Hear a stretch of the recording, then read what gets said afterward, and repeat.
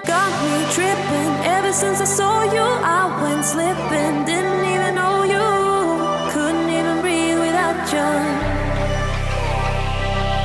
It's how I'm feeling. All I ever wanted, you I'm digging. It's how you got me started. Couldn't even be without you. I wanna be by your side. That's what I'm trying to say. You got me breathless. Got me breathless. Hi you guys, welcome back to our channel. Today's video, we wanted to do something kind of like yours, mine, and ours, talking about how we met, how we combined our lives together and built this little family. And to do that, we asked you guys some questions on Instagram. So we have all these questions from followers and we're gonna be answering these today so that you guys can hopefully get a little more insight on who we are, how we met, and how we got to where we are today. So if you're interested in watching this little Q&A with Jessi and Jessi and Jordy, stay tuned. So someone asked a really funny question right off the bat. What? How come your daughter doesn't have a room in the new house? I don't know why you make that assumption. I know, people, actually I got that question a lot. It's so, crazy. Guys, it's not a one level house. It's a basement. There's 2 levels. Peyton wanted to be in the downstairs room because there's actually a walk-in closet, and right outside her room is the playroom that has a fireplace, and it's kind of like that bonus room. And a bathroom right there too. And her own bathroom. She does have a room, and she actually got the better end of the deal. And we figured as she got older, she's going to want a downstairs room, like kind of away from us, you know, because that's like what the cool kids want when they get older. So yes, it is one of the downstairs bedrooms, and we did show it in our initial home tour, but maybe we didn't clarify that that was her room. So she will have a room. Currently, my closet is in her bedroom right now, so she's really excited to have her own. Do you ever feel bad for working so much and not spending enough time with Jag? Yes. Yes and no. So yes, I have mom guilt constantly, especially right now. I'm in the process of hiring a new nanny, and it's been really hard to like kind of give him over to people that I don't know. Up until this point, I've had friends and family members watching him, and now I'm trying to kind of like hire a nanny to help with housework and Jagger and stuff, and it's a little bit different because I'm like, oh, I have to literally interview someone and trust them enough to like give them my child, which is huge. And I'm sure some of you other working moms can relate. So yes, I have a lot of guilt about that and, you know, working so much and not being there every single day with him. But I do have people that we trust watching him, and it's Monday through Friday, a normal working mom, you know, like for me, I just don't think it's realistic to be a stay-at-home mom, and it's okay. I think we need to kind of like let go of that mom guilt as long as we're good moms when we're with the kids. Here in my office, I have a setup for him. I have a swing and a playpen, and actually bring him to work when I can, which ends up happening a couple times a week. And then when we're at home, we try to spend as much time together as a family. And that way I know I'm giving him the best of me when I'm home. Also, I do feel like being a working mom is a good thing because it's going to teach him to have a good work ethic. He's going to have to, you know, grow up around that and see what it takes to run a business. And then I also feel like I'm building a better future for him, putting his future in a better position because I'm working. And that's how I like to think of it. How many bedrooms is the new house? We're taking it from 5 bedrooms down to 4 bedrooms. You know, we want to have large rooms. Yeah. And we also have kind of like a little casita on the property. So that will also be like an extra bonus room. And then we have a bonus room in the basement as well. So 4 bedrooms to be exact though. What is the theme and inspiration for the new home? I'm going to answer this one because I'm kind of really into the house. He's picky. Decor stuff. When I first met Jess, she really liked that kind of like cheap boho look. My whole house was boho, and I thought it was so cute. I still think it's cute. It's just not my style. He's more modern and like classic. I think it's kind of cheap looking. And for me, like I want my house to feel like very luxurious, almost per se, and well put together. Like I want someone to walk in and be like, oh, a designer did this because it's done so well. And my mom's a designer, so it makes sense. Like there's a way to do boho, right? It's just not your look. It's just not my thing. I like definitely like a more modern, you know, I would probably say, and I know this is so basic, but like if I could have one store to furnish my whole entire house, restoration hardware, no questions asked. That's totally up Jordan's alley. And it's because it's timeless. It looks good forever. It looks tasteful. It's very tasteful and very high quality. So that's kind of obviously the vibe I'm going for. I do like some more modern touches as well.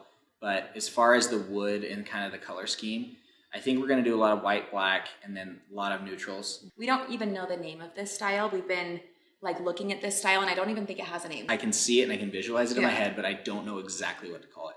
I don't want to call it farmhouse. No. It's a touch of it. I do not like farmhouse though. No. It's modern. It's classic, but it's chic. like chic. Yeah. Chic's a good word. Go to drinks at home or out to dinner. Ooh, this is a good one. My go-tos, I love Diet Coke. I love water with lemon. Those are my basics. But if I'm out to dinner, I really like a glass of Moscato. It's like a white wine, really sweet. I'm a sweet gal. And at home, we like a cheap bottle of white wine. That's literally like my go-to drink always. That's probably so bad, but that would be mine. Do you think you guys would ever team up with your mom and get into flipping houses? If the market was better? Yeah. The inventory is extremely low in Utah, and because of that, I don't think so. I know some people that have gotten into flipping homes in other states, and they've done really well. But in Utah, I just don't see there being quite the margins that would make it profitable. But in a perfect world, I do think you and my mom would be really good at that together. What do you want your relationship to look like in 5+ years? Ooh. We'll probably have like 3 kids, Hell 3 more no, kids. we won't. No. I'm just kidding. I'm getting fixed next week. Just kidding. You answer first and then I'll answer. I think I see us obviously moved into our new house. Both our kids running around. That would make Peyton 13 and Jagger That's crazy. 5. I feel like Peyton's already 13. That's wild. No, Jagger will be 6 because he's 1 in 2 months. I would have a lot more gray hair and less hair. Yeah, I just see us traveling, vacationing. Yeah, me too. I think that's a good answer. I would say the same thing. Just in our new house, maybe in a new one by then. Who knows? I don't know how long we're going to be in this house because I feel like we keep saying it'll be a while, but who knows? Because our lives change like that. It's true. Hopefully our channel's doing great and we're still doing videos for you guys. How long will the house take approximately? Are you selling Jordan's house? The house is going to take probably 4 months. Yeah, my mom said in a perfect world, it would be like an 8-week thing, really quick. But if with COVID and things being on back order and things being slower, it could take double that time. So we're planning on 4 months. And as far as selling the house, I'm torn. he changes his mind every day. I really do think that I will sell it. It's a seller's market right now, and I think I will take advantage of that and sell the house and probably end up buying an investment property and potentially a vacation condo or something that we can rent out.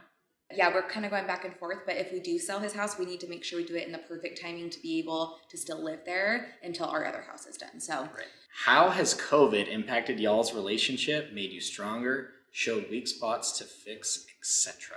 COVID in general made us stronger just because our first year as newlyweds was 2020. And within that year, we, got engaged, got married, had a baby, COVID happened. Our lives changed a whole ton. And I think that having 2020 be our first year as newlyweds was like a really good test to like strengthen us, because if we could get through that year, we could get through anything. It's true. So I think that made us stronger in a way, but I also think the weak spots, at least for me, I noticed that Jordan's a go-getter just like I am. Like he's just constantly doing something on the move, and he's used to traveling for his job all the time. So he was on the road like half of the month at least, right? Before COVID. Now, since COVID, it's been almost a year since he's traveled. It's been a year now since you've traveled. Yep. And I think for him, at least in the beginning, I felt like he was kind of going stir crazy. Like, I'm not going into the office, I'm not traveling, I'm just home all the time. And I feel like that was so out of the norm for you that at first it was like you were definitely on edge. 100%.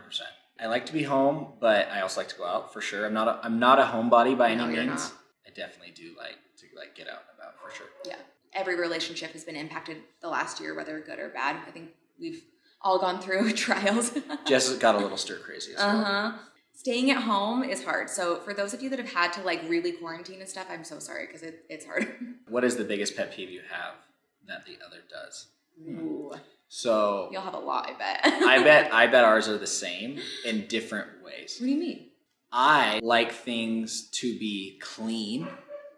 Jess likes things to be put away. Jess will like hurry and like pick everything up and like just put it in a drawer or whatever. I don't like clutter. Like I'll definitely clean less often, but when I clean, like everything's going to be organized and like put together in a very specific certain way. So it doesn't drive you crazy to have things out for weeks because you know you're going to do it the right way later. But that drives me crazy. Right. So like I can like leave like my AirPods and my wallet and this and that, or my like shoes down the bottom stairs, because I'm like, oh, I'm gonna wear those tomorrow. Those are the shoes I'm wearing tomorrow to go. And I'm like, work. put them away and pull them out again tomorrow. That is my biggest pet peeve with you. And you're right, we have the opposite problem. Jordan's boss said, how is Jordan so handsome? OMG. Thanks, Jeremy, I know. Biggest regret lesson with your business, Jess? I don't really think I have any regrets because I feel like every choice I've made or anything that's happened is usually for a reason and I have learned something from it. But I would say the biggest lesson that I've learned is to keep things close. And by that, I just mean like I have a tendency to just like let everyone in and like tell everyone everything, and I'm just very trusting of everyone, and that's not necessarily a good thing. It can be, but I think I've kind of learned that, you know, you need to like let people earn your trust and not let everyone in and give them opportunities before they deserve it. Because I've given a lot of friends opportunities, a lot of employees opportunities, and because I give it to them so quickly, they usually take advantage. That's just happened a lot with like employees over the past few years. And I feel like I'm learning now to really be a little less trusting off the bat. Still nice, but just not giving people the world before they earn it. How do you stay so humble? This is actually a really good one. I think this is one of the things that I really liked about you in the very, very beginning. I think, at least for me, and then I'll let obviously Jessi talk, but for me, I've always been the type of person that's like very inclusive. Like, I don't care if you're worth $100 million or you're worth $1. That's something that's just always been something about me. Is like, I don't care where you came from or who you are, or what you've done. Like, I'm very inclusive. I can be anyone's friend. And I think that that's something that I admired about Jessi that's kind of hard to find these days. People today are assholes. And I think that's something that has really separated Jessi from almost anyone I've ever been with. At least for me, that's probably the biggest thing that I've seen. How you stay humble. Oh, thank you. For me, it helps that I have a family business and that like all my friends, all my family, my husband, like everyone in my life is pretty much involved in the business in some way. And I think that if I ever started to get like conceited or big-headed or have an attitude, I would be knocked down really quick, especially by my dad. That helps keep me humble. And I also feel like I don't deserve any of the success I have. Like, I know I've worked for it and I've never thought like, I deserve this. I'm so good. Like, I just have never been that type of person. So I think just having that mindset that I always want to be like working on the next thing to better myself is helpful as well. How do you like having an almost preteen daughter with your love of fashion and hair? It is so fun. It's so fun to have Peyton because she's 8, but she acts like she's 14. And she will like sneak into my makeup. Like, she'll run upstairs to like grab something, and like 10 minutes later we're like, where's Peyton? And she'll come down with a full face of foundation, contour, blush, like literally does it perfect. It doesn't even look bad. And it's hilarious. And she'll be like in my closet looking through my purses. 15 minutes before bed too. Yes, that's the other part. And then like, you're just gonna wash that off. Yeah. And so it's really fun because I'm a girly girl. I love makeup and hair, and obviously Jagger's a boy, and I don't think he'll be as into that stuff. Maybe he will be. It's really fun to have a girl get excited. Like, for Christmas, I got her own makeup brushes and her own makeup to use and some clothes for our house. And she was just like, every time she pulled something out of the bag, she would like hug it, and it was so cute. It's really fun to have a daughter that I can like share those interests with. Were you scared to become a stepmom? I'm really, really nervous about it. Yes and no. I wasn't as scared as I probably should have been, only because when I met Peyton, I was already pregnant. So my mindset was, I'm going to be a mom in a few months anyways. I think if I hadn't have been pregnant or had any kids, then it would probably be more intimidating. But I knew we were building a family together. So it kind of was just like, oh yeah, Jordan has a daughter. Great. You know, I was a little nervous that she wouldn't like me just because girls can be kind of bratty at that age. I was, and I was kind of nervous that maybe she'd be like, you're just my stepmom and I don't have to listen to you. But I actually think me and Peyton have a really great relationship, and she'll call me all the time and FaceTime me, and we get along really well. I don't think we've ever had an argument. Even when I'm being like, hey, it's time to go to bed, or like more firm with her, she's usually really respectful. And from day one, she's been like that. So it's probably more just because Jordan and her mom have done a great job raising her to be that way. Not all kids are like that, but Peyton is just like an easy, good kid. And so I got really lucky. But I would just say, do your best to like get to know that child as a person, get to know their interests, make sure you make them feel loved and appreciated, because in a step-parent situation, that's a lot of change for the child, and you want to make sure that you're focusing on them and letting them know that they come first. So I always really try to make sure Peyton knows she's a part of our family, even though she's not with us every day. Something you do different in the beginning of starting Jay-Z? Something I would do different? In the beginning, I was so like eager to just hire anyone because I wanted to make sure that like we had enough stylists and that our, you know, stations were full. I hired like 25 booth runners the first month we were open, and it was a 8-chair salon, and it was a tiny little house. If you followed me back then, you know, did not have room for 25 people. I don't know what I was thinking. And it was just kind of crazy. So I just kind of just like hired a bunch of people. And I think if I would have done it differently, I would have just been a little more selective and not hired as many people off the bat, because when you do that, you have a lot of turnover. We definitely had that the first year. When did you know he was the one? Oh, this is a good one. You have to answer too, because I feel like I've been doing all the talking. So I think there's one image in my mind that stands out to me, and it was so it was like pretty new in our relationship, and I was going through a divorce. We've been pretty open about how our relationship did progress quickly after each of us went through breakups. We started off as friends, kind of like connecting over that and kind of like being each there for each other during that. And I was going through my divorce, and me and Jordan had just started dating and like hanging out. And I remember earlier that day, I was in the middle of kind of like filing the paperwork with my ex and kind of doing all that sucky stuff that comes along with divorce. And my ex and I got into an argument, and you know, we're exes, we're going through divorce, it's gonna happen. We argued, and something about my past relationship is I felt like we were just never on the same page with arguments, and we just kind of butted heads a lot, and that's ultimately why we were better off with other people. And then later that night, I went to Jordan's house, and I don't remember what we were talking about, but we got into like an argument. Nothing crazy, but just like, I don't remember. I don't remember at all, but it was an argument, and I was kind of just like comparing the way Jordan and me argued compared to like my last relationship. And especially since they had both happened that same day, it was really good to kind of like back to back see how this one was handled and how this one was handled. And I remember Jordan just like kind of crying a little bit and like kind of tearing up. You don't remember that? I remember this. And I think she was on drugs. Shut up. I was pregnant. And I just remember like thinking, oh my gosh, like we just had this argument, but it was like respectful, and like we were on the same page, and like we were able to like work through it efficiently. And I remember like coming into work the next day and telling my sister that, and she was like, I love him, and like that's what you need and everything. So that for me was like a turning point, because I'm like, oh, like we can get through arguments together. And like if we're already having things like that happen, like seeing how you handle those situations are good, because a lot of people think that arguments and fighting is like a red flag, but every relationship is going to have that. Like you're going to have that no matter who you're with. So you just have to make sure you can argue like respectfully, and like make sure that you can do it in a way where like both of you feel heard. And I felt like we had that. So that's how I knew. I think I knew pretty quick. I think I know what you're going to say, but I'm interested to see. You know, there wasn't an aha moment for me. Jess is the type of person that walks into a room and lights up the entire room. Very much like me. Like she likes to be the center of attention. It's something we share.